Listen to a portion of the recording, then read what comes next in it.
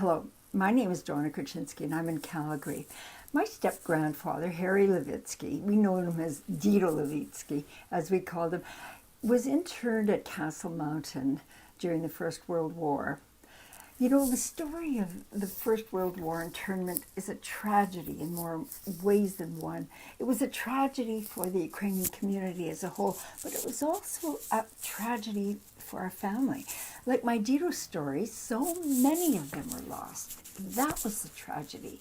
You know, when I was growing up, I didn't have a clue about this event. Nobody ever spoke about it in our home. Not my Dito, my parents, no one. To this day, I don't know if it was too shameful or too painful or maybe not important enough to talk about, but I doubt it. But, you know, I'll never know. How I came to learn about the internment was when I became president of the Ukrainian Canadian Professional and Business Federation. There I met scholars, Lubomir Luchuk, Bogdan Kardon, and the Toronto lawyer John Gregorowicz, and our own Boris Sidorik here in Calgary.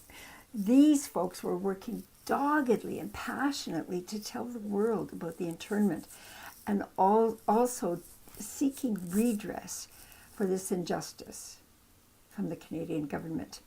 You know, as I learned more and more about the injustice to our people, these were our people who sacrificed to come to Canada, which was to them the land of freedom. I became angry. Why didn't I know about it at home? The only one thing that I learned later was that when my step-grandfather, Harry Levitsky, returned from the internment, he asked my father to write a letter to the government. He asked him to write it because he believed that he was entitled for pay for the time he was interned, 25 cents a day for every day he was interned. Well, my dad wrote the letter, but guess what? There was no response. And my dad didn't follow up on it. You know, Ukrainians are polite. Ukrainians are polite. You know, I was a journalist at the time, and I was always hungry for information. So I went to the Glenbow Museum, to the archives here in Calgary, and I pulled some documents. And what I found pictures, photographs, but I didn't find like the intimate stories. I found a logbook from the commander of the camp, the military commander, and they were very straight, you know, just the facts, folks. No descriptions of the hardships of the cold and the sweltering heat or the lack of warm clothing, or the lack of food, lack of water, the drudgery, the backbreaking, pounding, digging, and lifting. No, none of that. The attempted escapees and deaths were footnotes by the commander. Footnotes. That was it. The irony was that my grandfather was listed in the logs, but they sure made a mess of the spelling of his name. I learned two things from this experience. The first is the absolute need for education of the injustice of the internment, you know, for the Ukrainian community.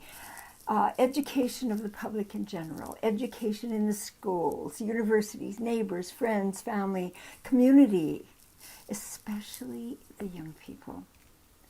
And for those of Ukrainian background, they will begin to understand their roots. The second lesson I learned from the internment is that of the absolute need to forgive. We must forgive. Yes, it was a wrong. Yes, we need reparations, and we have received that. But if we do not forgive, we're stuck.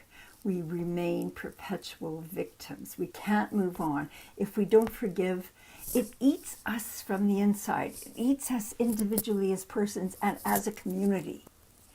We need to rise above with dignity, but we cannot stop talking about it. So why not this? Next time you drive to Banff, go out to Castle Mountain, see the site, the plaque. There's a plaque there. Make a pilgrimage to the Cave and Basin. Just imagine in your mind how these men felt. Feel their suffering, how physically tired they were, how hungry they were, how cold, how lonely, how hopeless. Hear their voices, see their faces, see their tears. You will feel their energy there. And thank our forefathers for their sacrifice. I thank my Dito for his sacrifice.